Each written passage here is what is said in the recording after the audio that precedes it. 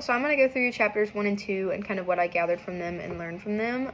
Chapter 1 was basically breaking down organizational behavior and what it is. It was talking about the whys and hows of what people do what they do.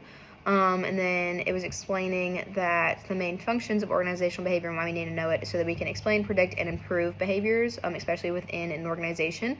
It said that managers had 4 main functions or 4 main phases. It was planning, organizing, controlling, and leading, or leading and controlling. Those are switched. And that members needed technical skills, human skills, conceptual skills, and that a successful organizational behavior manager placed a lot of their value in human capital and making sure that everyone was successful in what they were doing. That's also called positive organizational behavior or a high involvement management. It said that the contributors were psychology, social psychology, sociology, political science, and anthropology.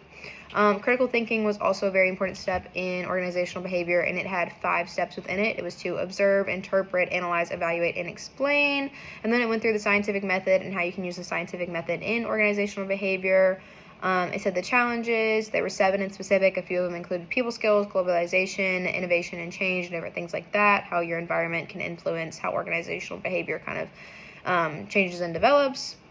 It talks about the 3 levels of analysis and how they all build on each other, individual, group, and organizations, and there's different like subgroups within each of those.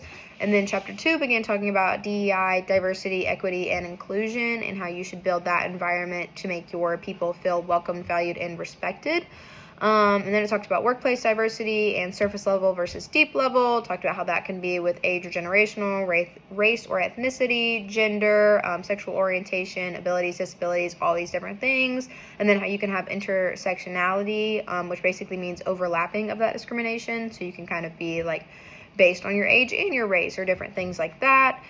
It talked about microaggressions, and then concealable, stigmatized identities, which is basically not wanting to say like your sexual orientation or your true age or something like that for fear of being discriminated against. And then it just talked about promoting a DEI culture and how important that is, and that the struggles, a big one could be failing to reduce bias, and that implicit bias is actually not even realizing that you're discriminating or that you're placing a stereotype on someone. So, yeah, chapters 1 and 2.